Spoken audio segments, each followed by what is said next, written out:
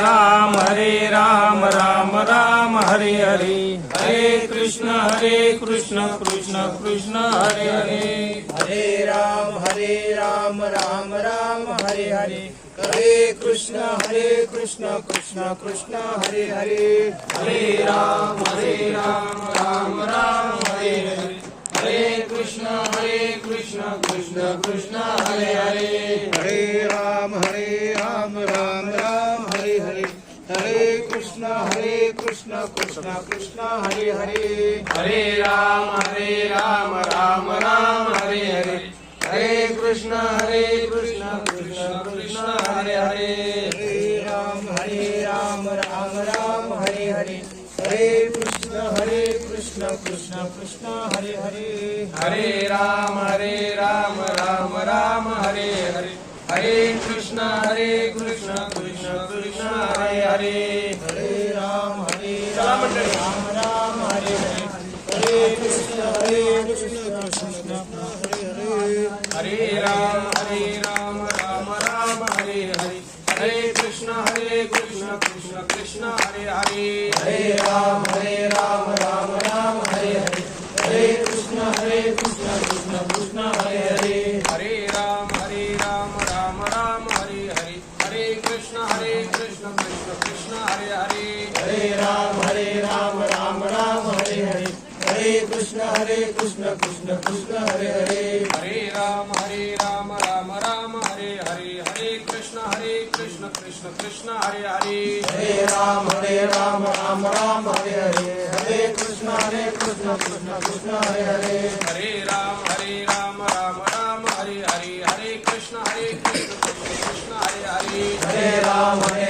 राम राम हरे हरे, हरे कृष्ण कृष्ण कृष्ण हरे हरे, हरे राम राम राम हरे हरे, हरे कृष्ण कृष्ण कृष्ण हरे हरे, हरे राम राम राम हरे हरे, हरे कृष्ण कृष्ण कृष्ण हरे हरे, कुंडली कवरदा श्री ज्ञानदेव तुकाराम, पंढरीनाथ भगवान की जय, माऊली ज्ञानेश्वर महाराज की जय, जगद्गुरु संत तुकाराम महाराज की जय, शांती ब्रह्म श्री संत एकनाथ महाराज की जय, सद्गुरु सच्चिदानंद श्रीपाद भगवान की जय, सद्गुरु सच्चिदानंद रामदास भगवान की जय, सब साधु संतन की जय, अवधूत चिंतन श्री देवदत्त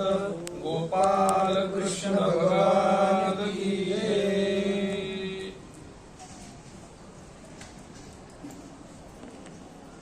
गुरुर्ब्रह्मा गुरुर्विष्णू गुरुर्देवो महेश्वरा, गुरु साक्षात् परब्रह्म तस्मै श्री गुरुवे नमः। ओम ब्रह्मानंदं परमसुखदं केवलं ज्ञानमूर्तिं, द्वन्द्वातीतं गगनसदृशं तत्त्वमस्यादिलक्ष्यम्, एकं नित्यं विमलमचलं सर्वाधि साक्षिभूतं, भावातीतं त्रिगुणरहितं सद्गुरुं तं नमामि, सद्गुरुं तं नमामि, नमामि सद्गुरुं शान्तं सच्चिदानन्दविग्रहं, पूर्णब्रह्म परानन्दम् ईशमानन्दे वल्लभम्, श्रीपादनाथं गुरुराजवर्यं मुमुक्षो नाम ज्ञानदानेकदक्षम्, श्रीघोटीक्षेत्रनिवासनं तं नमामि वेदान्तविदां वरिष्ठम्, नमामि वेदान्तविदां वरिष्ठम्।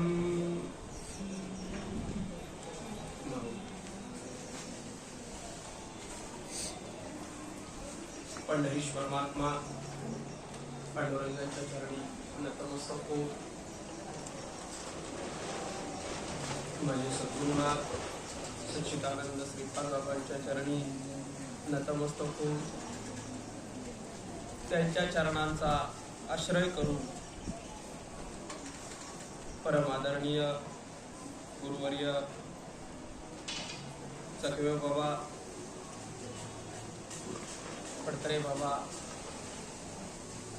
आदी आदी सर्व संत महात्मे आपल्या चरणी नतमस्तक होऊन आपला जो उपक्रम आहे आद्य शंकराचार्य रचित आत्मषटक व निर्वाण षटक, त्या अगोदर आपण ज्या प्रांगणात बसलो आहोत ते दैवत चंद्रिकेश्वर चंद्रेश्वर भगवान चंद्रेश्वर यांचं स्मरण करून नतमस्तक होऊन आपण आपल्या उपक्रमाकडे जाऊया.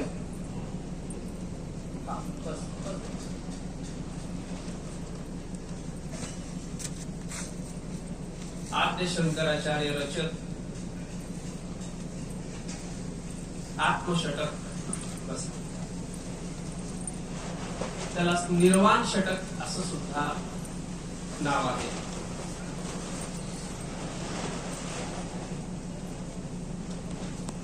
ज्ञानयोग वारकरी मंडळ वर्ष 33 पूर्ण 34वं वर्ष चालू आहे आणि ह्या 34व्या वर्षातला हा उपक्रम आहे. खरोखर एखादी सेवा, एखादा व्रत जेव्हा 33 वर्ष 34 वर्ष अखंडपणे चालतं तेव्हा त्याच्या पाठीमागे निश्चितच पंढरीश परमात्मा पांडुरंग त्यांचा आशीर्वाद, त्यांची कृपा, सद्गुरु सच्चिदानंद श्रीपाद बाबा, रामदास बाबा यांची कृपा आणि आशीर्वाद, त्याचबरोबर तेवढ्याच श्रद्धेनं, तेवढ्याच निष्ठेनं मार्गदर्शक म्हणून कार्य करणारे गुरुवर्य पोपट बाबा चकवे आणि सर्व हा साधक परिवार, कार्यकर्ते, इथे कुणी स्वतःला छोटा मोठा असं न समजता जे पडेल ते काम करतायत मी पाहतोय फार जवळून. खरोखर या सेवेला मोल नाही, खरोखर सुंदर सेवा आणि त्याचाच परिणाम, त्याचाच परिपाक म्हणून असं अखंड कार्य उभं राहिलंय. त्याचाच एक भाग म्हणून बाबांनी सकाळी एक विशेष बातमी आपल्या सर्वांना दिली की काहीतरी अजून भव्य दिव्य होऊ पाहतंय. त्याची पुसटशी कल्पना दिली, ती तुम्ही ऐकली. मी त्याचा काही परत उच्चार करणार नाही, कारण ती कायदेशीर बाब असते, त्याला थोडा वेळ येऊ होतो, मागे थोडं होत असतं, पण होऊ घातलं एवढं मात्र निश्चित. मला विशेष उल्लेख करायचा होता या परिहारामध्ये, तो असा की यावर्षीचा उपक्रम पाहता, यावर्षीचे कार्यक्रम पाहता, गेल्या 20 वर्षापूर्वी चकवे बाबा, भोसले बाबा या मंडळींनी शास्त्रचिंतन ही काळाची गरज आहे हा एक घोष लावला होता त्यावेळेस. गरज आहे त्याची, गरज आहे त्याची, गरज आहे त्याची, आणि आम्ही ते ऐकत होतो. शास्त्र चिंतन ही काळाची गरज आहे. पण काय शास्त्र असतं, कसं शास्त्र असतं, नेमकं शास्त्र कशाला म्हणावं, आणि असं वाटेल की शास्त्र आपल्यापासून खूप काहीतरी लांब आहे, शास्त्राचा ना आपला काही संबंध नाही, त्याची आपल्याला काय गरज आहे. पण जसं जसं श्रवणात येत गेलो, जसं जसं श्रवण होत गेलं, जसं जसं काही ग्रंथाचं चिंतन घडत गेलं, तसं तसं लक्षात आलं की ते शास्त्र आपण दररोज जगतोय. शास्त्राशिवाय कसा जगू शकेल? तो वेद आपण दररोज जगतोय, पण त्याला वेद म्हणतात एवढं माहित नाही फक्त आम्हाला. सकाळी उठल्यापासून संध्याकाळपर्यंत वेदांच्या याच्याप्रमाणे जगणं आहे आमचं बोलणं, आमच्या सगळ्या इंद्रियांची हालचाल, इंद्रियांची कार्य, आमचं प्राणाची हालचाल, सगळं वेद, सगळं अगोदर आमच्या ठिकाणी घडलं, अगोदर आम्ही पुढे चाललो आणि मग ते लिहिलं गेलं, मग ते मांडणी केली गेली. हे आता लक्षात येतं. शास्त्र अवघड नाही, शास्त्र दूर नाही, शास्त्र कुणाचं तरी आहे असा काही भाव तयार करायचं काही कारण नाही. शास्त्र आपलंच आहे, शास्त्र आपल्यासाठी आहे. शास्त्र म्हणजे काय तर आपल्याला ज्या गोष्टीपर्यंत पोहोचायचं आहे ती गोष्ट अतिशय सोप्या पद्धतीनं मांडणी त्याला शास्त्र असं म्हटलेलं आहे. आपण संसार ही शास्त्रानेच करतो, कसंही करतो, त्याला विधी आहे, त्याला काही सगळं. आपण जीवनशास्त्राने करतो, कशाने कुठेही काही जेवत नाही, सगळं शास्त्रच आहे, सगळं वेदच आहे. प्रत्येक कर्म आपलं वेदामध्ये जातं, प्रत्येक क्रिया प्रत्येक उपासना आपली वेदाच्या अंतर्गत जाते. आणि मग असं लक्षात येतं हे तर सगळं आपलंच आहे, हे आपलं म्हणण्यापेक्षा माझं आहे, हो माझा भाग आहे, माझ्यासाठी लिहिलेलं आहे. आणि मग साधू संतांनी हे आमच्यासाठी लिहून ठेवलं. शास्त्र प्रक्रिया सगळ्या, शास्त्र सूत्र सगळं, शास्त्राचा विचार करता, चिंतन करता अशी गोष्ट लक्षात येते बाबा की भक्तीच सांगितली शास्त्राने सुद्धा. पण त्याच्यात दोन भाग केले, एक कर्तृतंत्र आणि एक वस्तुतंत्र, अशा दोन भक्तीचे भाग सांगितले. आणि या कार्यक्रमाची जी रूपरेषा आहे ती संपूर्ण वस्तुतंत्र भक्तीची व्यवस्था आहे. म्हणजे जर कार्यक्रम बघितले, सकाळची 2 कीर्तन आणि त्या कीर्तनकारांनी मांडलेले विषय, हा आपला आत्मषटकाचा उपक्रम. संध्याकाळचा कीर्तनकार सुद्धा त्याच पठडीतला निवडलाय. मला वाटतं बऱ्याच करता या उल्लेखही झाला. उद्याचे सकाळचे 2 कीर्तनकार, त्यापैकी एक नाव मला वाटतं मुसळेताईंचं आहे, दुसरं आता मला लक्षात येत नाही. संध्याकाळी पुन्हा हा उपक्रम आहे. आणि संध्याकाळचा कार्यक्रम म्हणजे टोक आहे, तुझे महाराज शास्त्री. संप्रदायाच्या पलीकडे जाऊन पाहिलेला या उपक्रमाला अधिक कशी उंची देता येईल, हा उपक्रम अधिक कसा व्यापक करता येईल, या उपक्रमाअंतर्गत माझ्या स्वस्वरूपापर्यंत सहजतेने कसं पोचता येईल याचा फार बारकाईने अभ्यास करू. त्या महात्म्यांची तारखेचं मध्ये एक गंमत तुम्हाला सांगतो. आम्ही चोराच्या वाडीला आमचा कार्यक्रम चालू, आत्मशाळेतच होतो. भावा म्हणले मला स्वप्न पडले, माझ्या स्वप्नात आले म्हणे. कोण? शास्त्री. खरंय, मी काय रचलेली गोष्ट नाही सांगत, स्वप्नात आले मला, आले तर सिग्नल आहे म्हटलं. लगेच फोन केला आणि तारीख फिक्स केली. पहा आता कशा गोष्टी घडत असतात. काय कधीतरी तो विचार केला होता, म्हणजे गेल्या वर्षी हा विचार केला होता. आपल्याला इथं बोलवलं होतं, त्यांचा आदर सत्कार वगैरे बाबाने केला होता आपल्या सर्वांच्या समोर. आणि तेव्हा त्यांनी छोटासा संकल्प सोडला होता आणि त्या संकल्पाला अनुसरून ती तारीख जवळ आल्याबरोबर ती घटना घडली. कारण आम्ही एकत्र होतो, चर्चा तीच चालू शास्त्राची. आणि त्यांना कोणत्या माध्यमात संकल्पाच स्वप्न पुढे येत असतात. ती स्मृती, ती त्याला विषयाचं भूमिका मिळाल्याबरोबर ती कल्पना विस्तारली.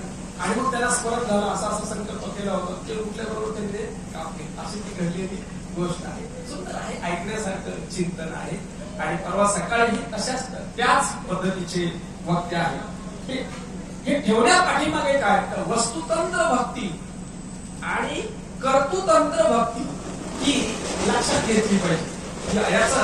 ही गोष्ट आपल्या लक्षात आली पाहिजे. दोन्ही भूमिका दोन्ही ठिकाणी आहे.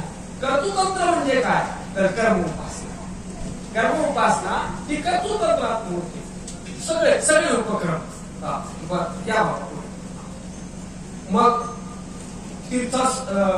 तीर्थयात्रा असतील, तीर्थाचं स्नान असेल, आपली वारी असेल, काही आपल्या उपासना असतील, काही होम हवन असेल, यज्ञ असेल, कर्तृतंत्रामध्ये तप असेल, साधना असेल, नामस्मरण असेल, तर ह्या सगळ्या कर्तृतंत्रामध्ये मोडतात. अगदी सुरुवातीपासून त्याच्यात आपला माळ घालणे असेल, अनुष्ठ केले असेल, ह्या सुद्धा कर्तृतंत्रामध्येच येणारा हा विषय आहे. कर्तृतंत्रामध्ये मोडतो म्हणजे काहीतरी करावं लागतं. कर्तृतंत्र म्हणजे काय, रीत, तंत्र म्हणजे पद्धत, कर्तृ म्हणजे काय करणं, त्याच्यात काहीतरी करणं आहे. आणि करणं कुठपर्यंत आहे, 2 दोषांचं निवारण होईपर्यंत करणं आहे. कोणते 2 दोष? मला दोष आणि विक्षेप दोष. आता आपल्याला बऱ्याचशा गोष्टी लक्षात आल्या, फार विस्तार करायची गरज पडत नाही, पुढे जायला लागतं लगेच आपल्याला. हा माहिती आहे, ती गोष्ट माहिती आहे. मला दोष कशाने निवारण होतो? निष्काम कर्म. अगोदर कर्म आहे, नंतर विहित निषिद्ध असे दोन भाग पडतात, आणि विहितामध्ये पुन्हा दोन भाग पडतात, निष्काम आणि सकाम. कर्म तर प्रत्येकाला आहे, कर्मामध्ये पुन्हा विहित की निषिद्ध हे दोन भाग पडतात, आणि विहितामध्ये पुन्हा सकाम आणि निष्काम. आणि जेव्हा कर्म करतो, कर्मामध्ये विहित कर्म करतो, विहितामध्ये निष्काम कर्म. सुरुवातीला सकाम, आपण सगळे सकाम कर्म अजूनही करत असो किंवा अजूनही करतो, मला वाटत नाही काहीतरी माझं भलं होऊ दे, काहीतरी इच्छित आपण भले परमात्मा भलं होऊ दे, मला श्री गुरु भेटू दे, मला श्री गुरूंचा सहवास लाभू दे, मला काही ज्ञानेश्वरीच्या ओव्या पाठ होऊ दे, मला हरिपाठ पाठ होऊ दे, माझा अजून काही एखादं आत्मषटकाचं पाठांतर होऊ, काहीतरी सकामताच आहे ना त्याच्यामध्ये सुद्धा, ती सुद्धा सकामताच आहे. भले ती संसारातली सकामता नसेल, पण परमात्मा ती सकामताच आहे ना. आणि ती साधू संतांनी मान्य केली तरी सुद्धा सकामता आहे, मान्य. तुझा विसर न व्हावा, देवापूर्वी वासना. वासना कोणती तो विषय आहे पुढे हा, की त्याच्यामध्ये पुन्हा भूमिका येत आहे, म्हणजे सकामता. आणि त्याच्याही पुढे जाऊन निष्काम कर्म. निष्काम कर्म सुरू झालं, काहीच नाही आलं, काही नाही, जसा आहे तसा, म्हणजे परमात्मातली काही सकामता नाही राहिली, आणि संसारातली तर केव्हाच माती पडली. असं निष्काम कर्म त्याचं सुरू होतं. आणि मग मला दोषाला तिथे थारा मिळत नाही. मला दोषाला वारी करतो आम्ही, काही नाही मस्त, हे सगळे भेटा मिळतात, ही सुद्धा सकामता आहे. काय मस्त, जसं आहे तसं, कुठेच कसलीच कोणाबद्दलच काही तक्रार नाही, निष्कामतेची भूमिका. आणि मग मलदोष तिथे निवारण होतं.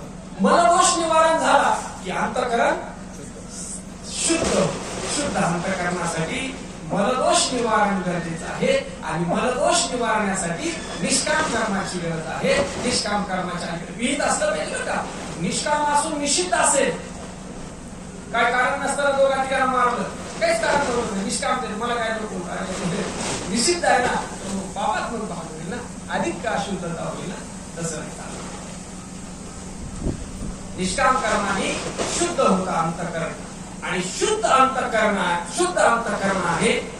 शुद्ध अंतःकरण झाल्यानंतर पुढची सगळी जी गती आहे, ती गती आहे. पहा, नामस्मरण करायचं असतं, पण करूच वाटेना. आपले अनुभव आहे की माझा सांगतो तुमचं आहे की नाही, नामस्मरण करायचंय पण करूच वाटेना. गतीने अशुद्धता आहे, तिथे समजायचं अशुद्ध आहे. आणि अशुद्ध जेव्हा आहे तेव्हा नेटाने जरी नाही करू वाटलं तरी जबरदस्तीने नामस्मरण करायचं. एक प्रकारचं अतिप्रकार करायचं, जबरदस्तीने करा. कसले कोणत्या का कारणाने, पण वाणीचं का होणे, पण वाच्याचं का होणे, पण नामस्मरण होऊ दे. तिथे गरज आहे त्याशिवाय शुद्ध. अशुद्धतेचं लक्षण आड येऊन पडलं, आड आलं, डर के आगे जीत आहे, डर के आगे जीत आहे, डर के आगे जीत आहे. हे कर्म गरजेचं आहे. दुसरा जो आपण कर्तृतंत्राचा विषय चालला, दुसरं जे आहे ते उपासनेचा.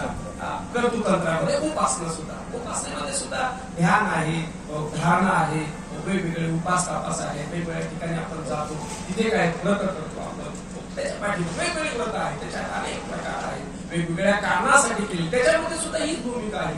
पहिल्यांदा उपासना आहे, त्याच्यानंतर विहित आहे, त्याच्यानंतर निषिद्ध आहे. निषिद्ध सुद्धा आहे त्याच्यात. एखाद्याचा जीव जाऊ दे म्हणून केली जाते उपासना. काय सांगावं मला सांग, आता हे तेवढं कळतंय तुम्हाला. आता ती उपासना काय करतात तुम्हाला, त्या उपासनेला काय करायचं, गड्डा दोरे जारण मारण, ते उपासनेचाच प्रकार आहे ना. तर काय ती काय उपयोग आहे ना, आपल्या उपयोगी ना त्याच्या उपयोगी, कोणाची उपयोग होते त्याचा काय होईल माहिती, पण आपला घात मात्र निश्चित ठरले, ती काय उपयोग, निश्चितच अजिबात नाही. पाहिजे तिथे काय पाहिजे, विहित पाहिजे, आणि विहित असून निष्काम पाहिजे, आणि तिथे अंतःकरण स्थिर हो. अंतःकरण शुद्ध आणि अंतःकरण स्थिर, या दोन भूमिका पार पडेपर्यंत कर्तृतंत्र भक्तीची आवश्यकता आहे. मला हे सांगायचं आहे, मला या दोन भूमिका सांगून प्रवेश करायचा आहे. कर्ण कुठपर्यंत आहे, अंतःकरण शुद्ध आणि अंतःकरण स्थिर, इथपर्यंत कर्ण आहे. कर्ण संपलं तिथे. आता हे कर्तव्याचं कर्ण आहे बरं का, इथपर्यंत कर्ण कर्तव्यपर आहे.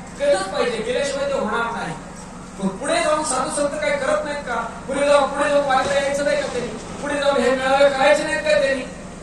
मार्गाधारे वर्तावे, विश्व हे मोरे. विश्व हे मोहरे लावावे, अलौकिक लोहावे लोकांप्रती.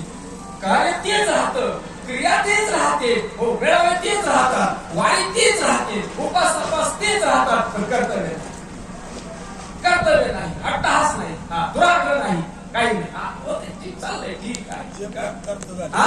जे प्राप्तार्थ झाले जे प्राप्तार्थ झाले जे प्राप्तार्थ झाले हे सगळ्या निष्कामता पावलं. वा, वा. तयारी कर्तव्य असेल. पैसे उरले लोकाला. लोकाला. हो, त्याच याच्यात आहे, बरोबर आहे. स्वधर्मी निष्कामता, त्याच्या खाली स्वधर्मी निष्कामता. तर कैवल्य तत्वता पातळीचे पुढचं बरोबर. वा. कारण काय होतं, इकडचं कर्तृतंत्राला पण तेच काम करतोय हो. आणि ते पास करून गेलेली महात्मे तेच करतात. दोन्ही दिसते सारखी दोन्ही दिसते सारखे. नाहीतर काय होतं, आता करतो, मग आता काहीच करायचं नाही का त्याने? देह राहिला ना त्याचा, कर्म केल्याशिवाय कसं नाही त्याचं. आणि मग त्यांची जी अगोदरची जी चालू आहे तेच चालू राहतं. फक्त तो भाव संपला, कर्तव्य भाव संपला, आता मला काही करायला पाहिजे असं काही नाही. सहज जी गती आहे त्या गतीमध्ये कार्य होत असतात. ही कर्तृतंत्राची भक्ती आहे. आणि आता वस्तुतंत्राची भक्ती आहे. कर्तृतंत्रामध्ये कर्ण आहे आणि वस्तुतंत्रामध्ये कर्ण संपलं, विचार आहे. विचाराची भक्ती त्याला वस्तुतंत्र, ती रीत वस्तुतंत्राची आहे. वस्तू म्हणजे अधिष्ठानाचा विषय आहे. काहीच करणं नाही ती. आणि त्या विचाराने मूर्तीकडून देवाकडे पोहोचणं वस्तुतंत्र, जगताकडून ब्रह्माकडे पोहोचणं वस्तुतंत्र, जडाकडून चैतन्याकडे पोहोचणं वस्तुतंत्र, देहाकडून आत्म्याकडे पोहोचणं वस्तुतंत्र. याच्यासाठी काही करणं नाही बरं, याच्यासाठी काही करणं नाही. त्याचा हा उपक्रम आहे. मला हे सांगायचं, तिथलं न करणंच करणे न करणं करणं आहे, न करणं करणं. वा. स्तुती काही न बोलणे तुझी काही न बोलणे, तुझ्या काही न करणे, सविताने काही न होणे, तुझ्या काही तुझ्या सहजकर्मे झाली ब्रह्मार्पण. सहज करणे ती झाली ब्रह्मार्पण. बरोबर. सहजच ब्रह्मार्पण होतात, बाकीची नाही होत. ज्याचं सहज कर्म घडतं तेच ब्रह्मार्पण. तेच ब्रह्मार्पण होते. आयास नाही होत ते होत. असा एक विषय आला की आधीची भूमिका ही फुलाचा.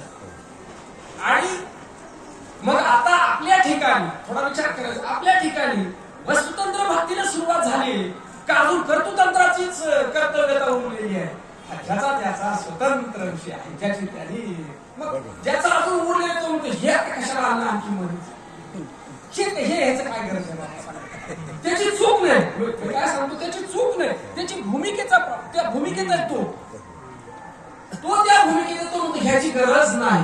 हरकत नाही, काय हरकत नाही. रावणाचं पात्र करतोय राम कसा आवडत? तसं नाही. या परमार्थातल्या सुद्धा कर्तृतंत्र जे भूमिका आहेत ना, सुरुवातीला तो अजून त्या करण्याच्या भूमिकेत आहे का त्याच्या ती भूमिकाच तयार झाली नाही. शुद्धता आणि स्थिरता या भूमिकापर्यंत तो आला नाही, त्यामुळे त्याला ते करणंच आहे. अंतःकरण अस्थिर आहे, चंचल आहे, तर तो उपासनेच्या मागेच वेग घेणार. तुम्ही अडवून थांबणार नाही. तो परमार्थच करत चाललाय, त्याचा परमार्थच आहे, पण त्याचा वेग कुठे आहे, गती कुठे आहे? उपासनेकडे आहे. हो, उपासनेकडे आहे त्याची गती, त्याची निष्काम कर्माकडे गतीच आहे त्याची. आणि ती गती तुम्ही रोखू शकत नाही. आणि गती त्याची स्थिर झाली या दोन भूमिका पार पडल्यानंतर, कोणती? स्थिरता आणि शुद्धता. या दोन भूमिका पार पडल्या की ऑटोमॅटिक तो म्हणतो आता हे पाहिजे, आता ह्याच्याशिवाय पाहिजे, आता ह्या विचाराशिवाय आम्हाला जायचं कुठे? जडाकडून चैतन्याकडे. जडाकडून चैतन्याकडे जायचंय का जड चैतन्य ठरवायचंय? जड चैतन्य, जड कुठे आहे तेव्हा? जगताकडून ब्रह्माकडे जायचंय का जगच ब्रह्म ठरवायचंय? ठरवायचं म्हणजे आहेच ते. मूर्तीकडून देवाकडे जायचंय का मूर्तीच देव आहे? देहाकडून आत्म्याकडे जायचंय का देहाचा आत्मा आहे? पुढच्या भूमिका आहे. पुढे पुढे पुढे जसं जसं जाईल तसं सर्व खलविदं ब्रह्म. सर्व खलविदं ब्रह्म. मग त्याच्यासाठी हा वस्तुतंत्र भक्तीचा अवलंब साधू संतांनी सांगितलं. आणि पुढे ज्ञानेश्वरीमध्ये पण हा विषय आहे, सगळ्या हरिपाठामध्ये सुद्धा सगळीकडे हे त्याचे परिणाम सांगितले. हरे दिशे जनिवनी, आत्मतत्वी, हरे दिशे दाही दिशा.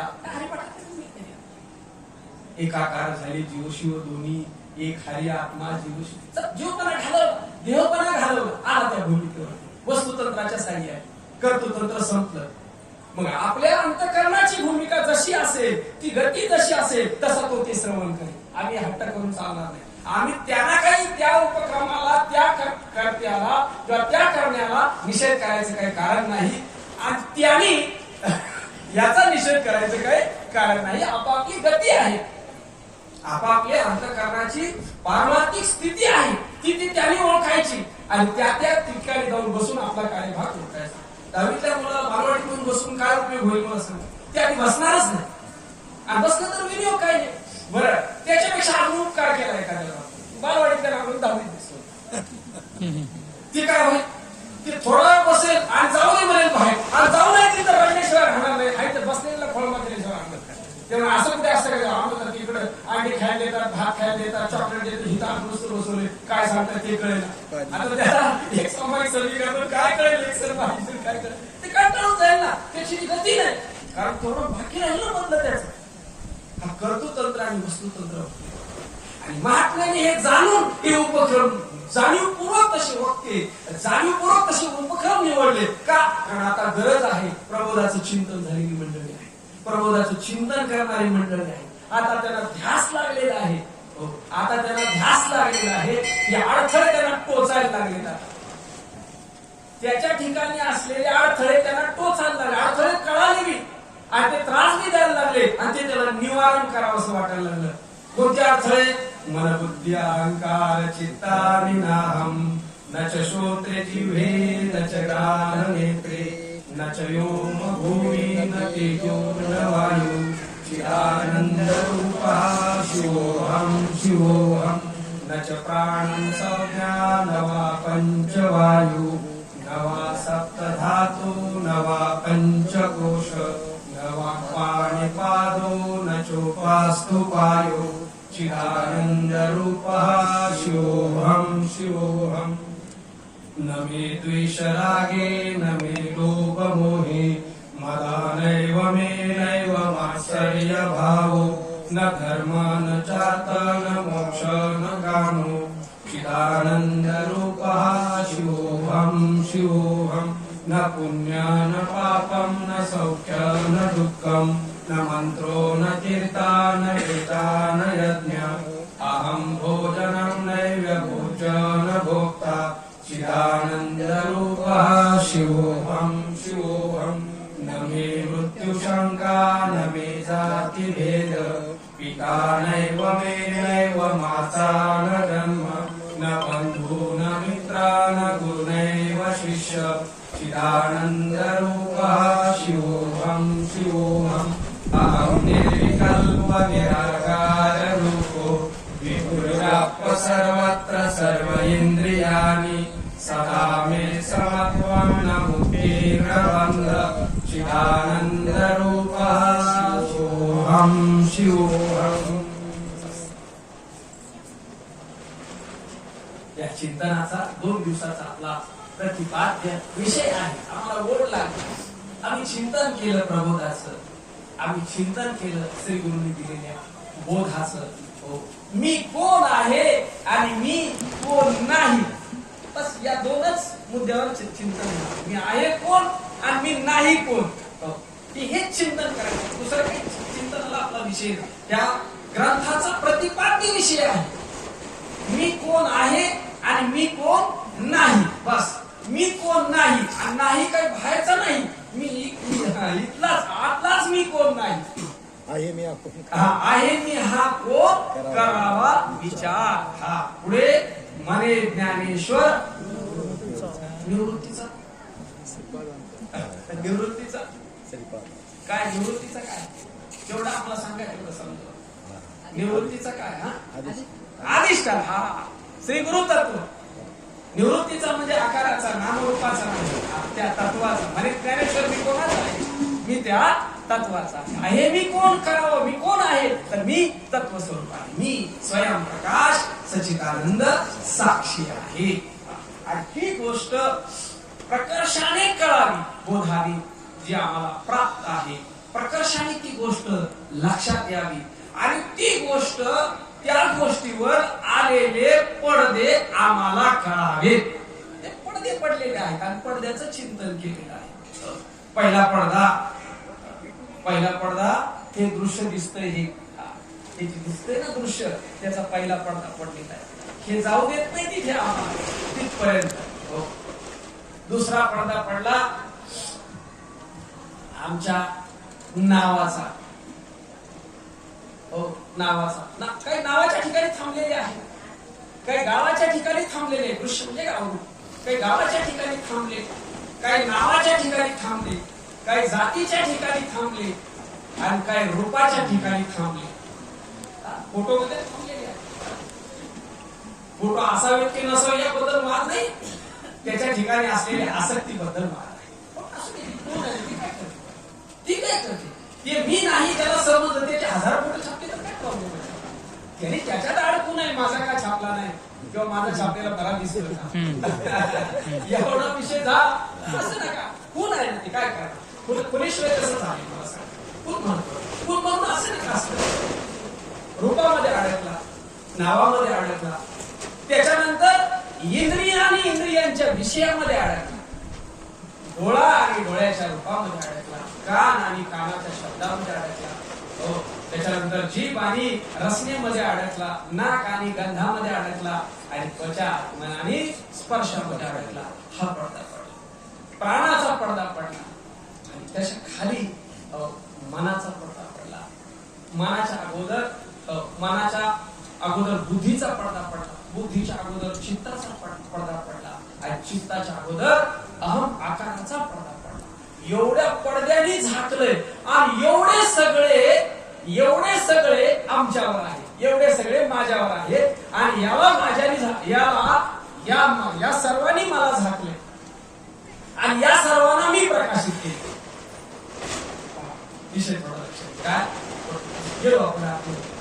या सर्वांनी मला झाकलंय आणि या सर्वांना मी प्रकाशित केले.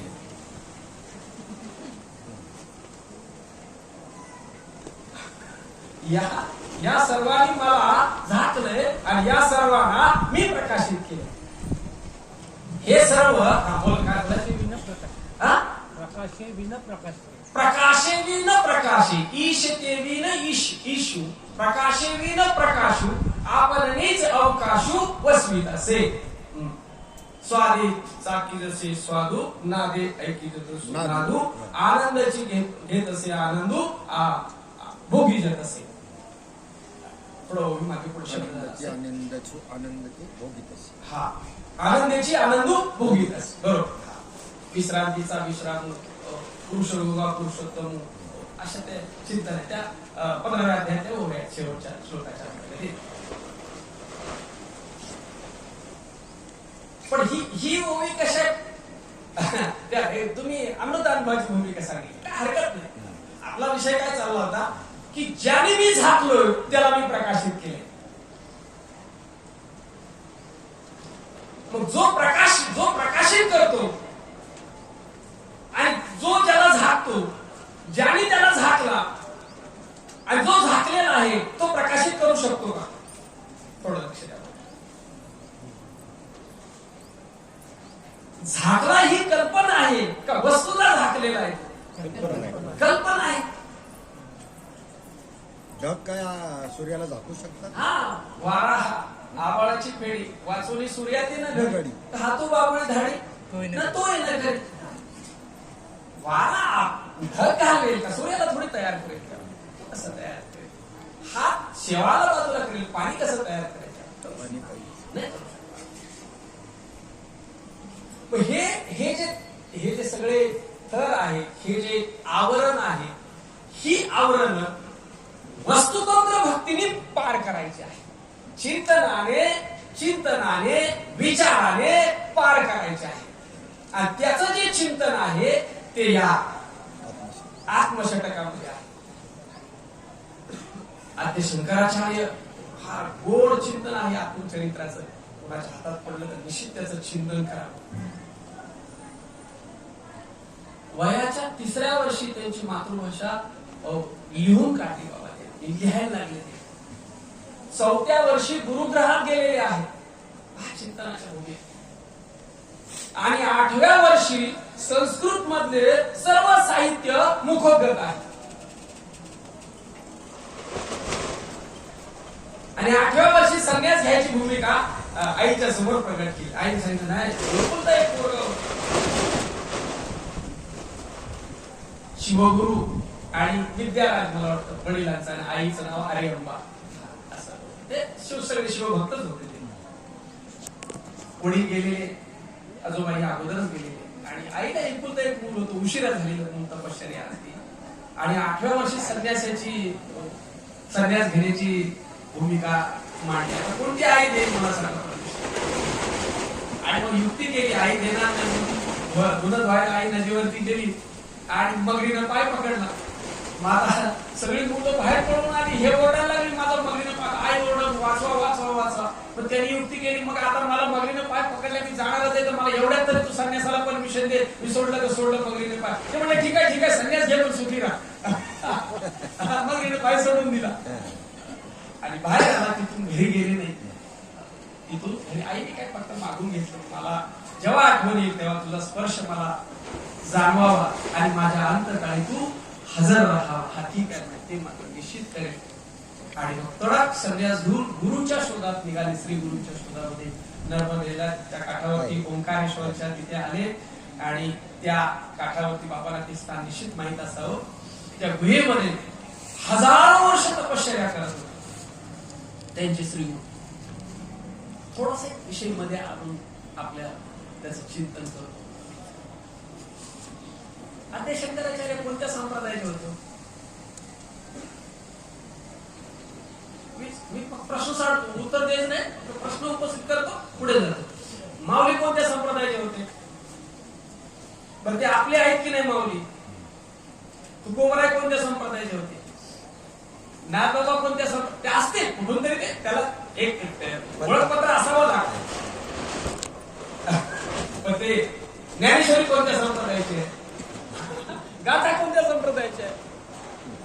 संप्रदाय किती भूमिका अलीकडची बाबा आहे. हे किती व्यापक भूमिका आहे ह्या ग्रंथाची, या संत महात्म्याची. तरी पण आद्य शंकराचार्यांची परंपरा सांगतो म्हणजे कळेल कोणत्या संप्रदायाची. आदिनाथ हे त्यांची सुरुवात.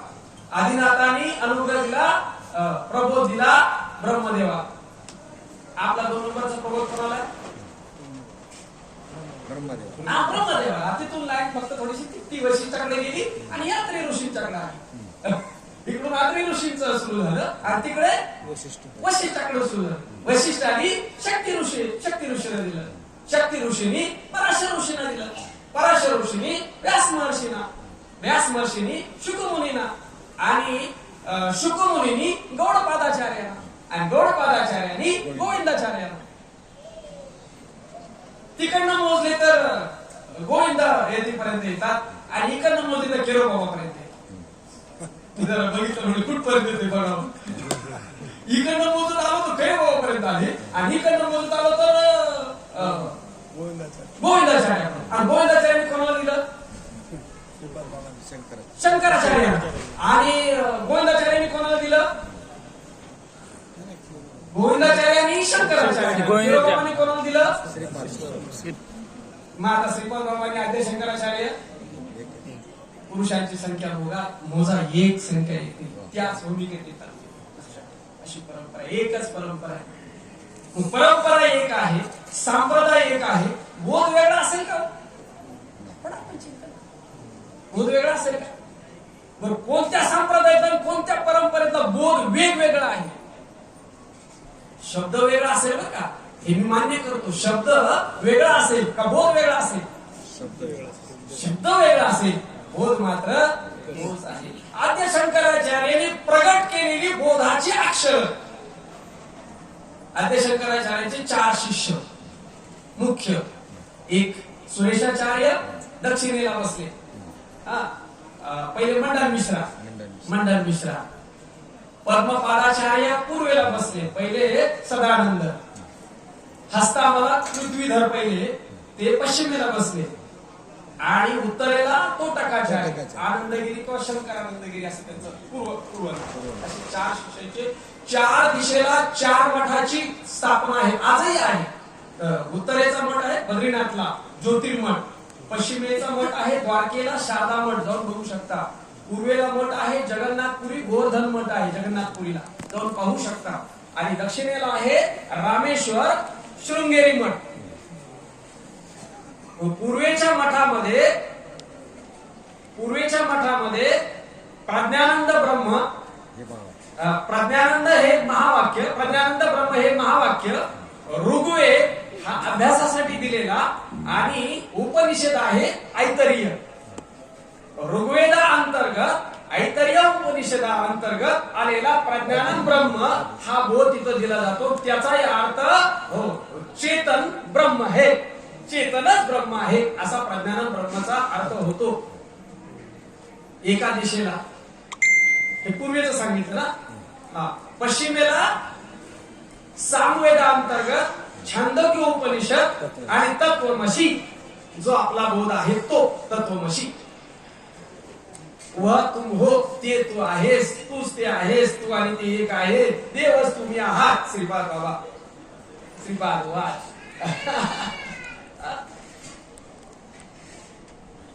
झालं पश्चिम झालं का? पश्चिम झालं. हा दक्षिणेला जाऊ आपण. दक्षिणेला सुरेशाचार्य बसले. रामेश्वरला गेलं तर पहा शृंगेरी मठ आहे आणि तिथे यजुर्वेदा अंतर्गत बृहदारण्यक उपनिषद आहे आणि तिथे अहम ब्रह्मास्मीचं चिंतन चालतं. अहम ब्रह्मास्मीचा मी ब्रह्म आहे असा अर्थ होतो मराठीमध्ये, शुद्ध मराठीमध्ये. आणि उत्तरेला तोटकाचार्य आहेत, बद्रीनाथला ज्योतिर्मठ आहे आणि तिथे अथर्ववेद आहे, मांडुक्य उपनिषद आहे आणि अयमात्मा ब्रह्म हे महावाक्य आहे. किती महावाक्य झाली? 4. कोणती? प्रज्ञानम ब्रह्म, तत्वमसी, ब्रह्मास्मी, अयमात्मा ब्रह्म. 4 महावाक्य, 4 दिशेने. ही शंकराचार्यांचं महापुरुषांचं कार्य आजही उद्घोष चालतो.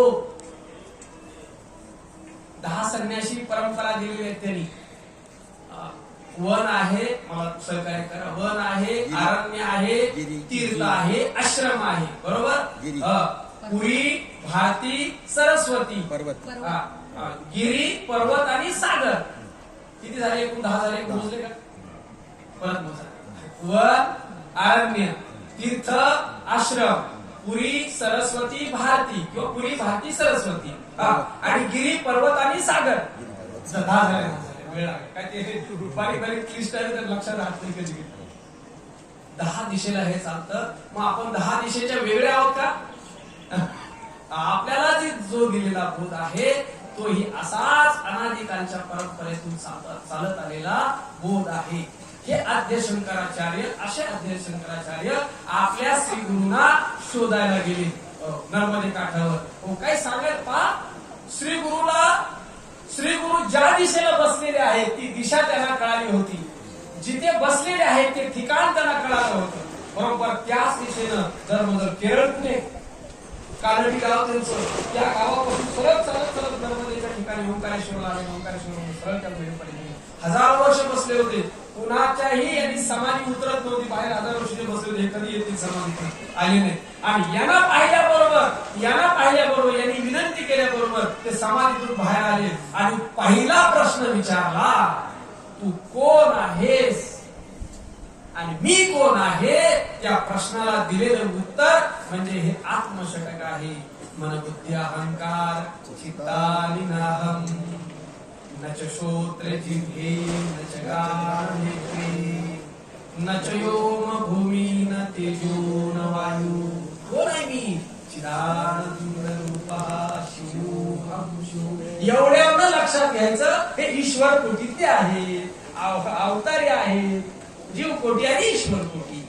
ईश्वर कोटीचं हे फक्त आपल्यासाठी केलेल्या लीला आहे. गुरु शिष्य अमुक तमुक हे सगळं त्याला गरज नाही. उपजत ज्ञान आहे. गुरुना पहिल्या प्रश्नाला दिलेलं उत्तर आहे मी कोण आहे. त्यांना मी कोण आहे माहित नव्हतं. स्पष्ट पहिल्या भेटीमध्ये अजून 3 वर्ष श्री गुरूंच्या आश्रमात राहिले तिथे. अजून सगळ्या विद्या शिकले बाबा. आमचा अजून आहे मी आपण करावं विचारत आम्ही जीव कोटीचे ना, साधना करावी, श्री गुरूंची सेवा करावी, ही जीव कोटीत तप करावं आणि मोक्ष स्वरूपाला प्राप्त व्हावं ही जीव कोटीतल्याची भूमिका आहे. आणि ईश्वर कोटीतल्याची मुळातच आहे इतरांचा उद्धार करा. धराया आले धराया आले जड जीवन. अवतार तुम्हा धराया कारणा उद्धराया जन जड जीवन. ब्रह्ममूर्ती संत जगी अवतरले ब्रह्ममूर्ती संत जगी अवतरले उद्धराला आले तीन जण. उद्धराया आले दीन जन. दुसरं बरोबर. हे ईश्वर कोटी आणि हे जीव कोटी. इकडे अनुभव घेतला, प्रभू घेतला, वाणी केली, चिंतन केलं, तप केलं, सगळं साधना केली, काय निष्काम कर्म, निष्काम उपासना, औरंगजेब सगळं साधना केली आणि आपल्या स्वरूपाला जीव कोटी. आणि आद्य शंकराचार्य हे ईश्वर. हे दोन कोटी आहे हे लक्षात घ्यायचं. लगेच कळतं बरोबर आपल्याला. उपसत ज्ञानी हे जाणून वर्म आले लोटांगणी चांगले. हा पावली महाराष्ट्र बाबागीच म्हणत नव्हते, बसवत नाही परत चिंतनाला. काय करत ईश्वर काही आवश्यकताच नव्हती. ती नव्हतं सगळं. बघितलं कसं 10 वर्षात शेवटच्या 10 वर्षाला बाबा हे काय पहिली 30 वर्ष तर फार म्हणजे पाया तयार करायला गेली. म्हणजे 10 वर्षात जो सगळीकडे विस्तार झाला अलौकिक आहे ते सगळं. आणि ते आपला ती भूमिका मला लक्षात आणून देते की आता शंकराचार्यांनी मी कोण आहे हे सांगताना मी कोण नाही हे पहिलं सांगितलं. मी कोण नाही, मी मन नाही. मन आहे की नाही तुमच्याकडे? त्यांनी सांगितलं आपल्याला लक्षात घ्यायचंय मी कसा मन नाही. मन मी नाही. बुद्धी सुद्धा मी नाही. चित्त चित्त सुद्धा मी नाही. आणि आकार सुद्धा मी नाही. त्याच्यानंतर श्रोत्र कान सुद्धा मी नाही. श्रोत्र म्हणले की लवकर लक्षात येत नाही आपल्या ती भाषा होत नाही. कान म्हणले की लक्षात येत. कान कळतो, डोळा कळतो, नाक कळतं, जीभ कळते आणि त्वचा कळते. त्वचापेक्षा पण कातडी म्हणतो. त्वचा, जिव्हा, श्रोत्र, नेत्र आणि घ्राण असे त्याचे शास्त्रीय शब्द आहेत. अवघड नाही काही काळजी करायचं कारण त्यांनी काय घाण म्हणू दे नाहीतर अजून नाक म्हणू दे. हात लावायला आपल्याला आहे ना. आपल्याला कळत नाही कान म्हणू दे नाहीतर श्रोत्र म्हणू दे आहे ना आपल्या ठिकाणी आहे ना. आपलं चाचपतच जायचंय. बरं 2 दिवसात एवढा उपक्रम साधायचा आपण. आणि आहे म्हटलं की ते नाही. ज्याचा भाव तयार आहे, जे आहे वाटतंय, जे दिसण्यात येते, जे कळण्यात येते आणि जे पाहण्यात येते ते राहत नाही. काय सांगितलं? जे तुम्ही आतापर्यंत जे पाहिलं ते राहिलं का? नाही. आतापर्यंत जे कळालं ते राहिलं का? नाही. आमचं कळणं पुढे चाललं, कळलेलं गेलं मागे निघून. आमच्या जे लक्षात आलं ते गेलं निघून आणि पुढचं लक्षात द्यायला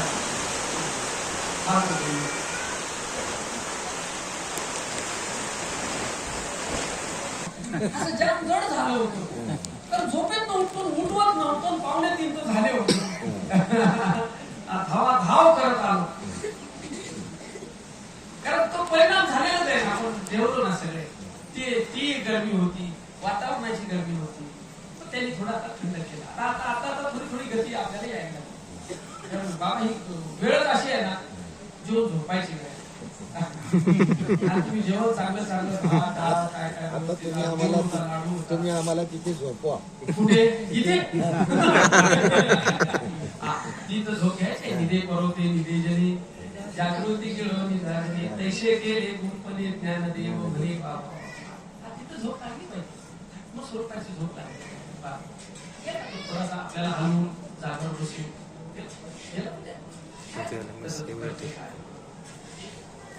जाम होत. प्रसन्न राहत नाही कारण तो अन्नाचा परिणाम असतो ना. त्याला थोडा वेळ जातो जरा.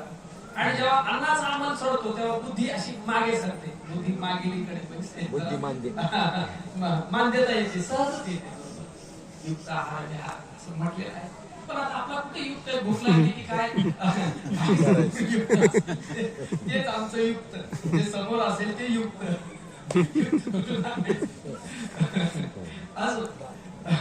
आपण कुठे आलो होतो?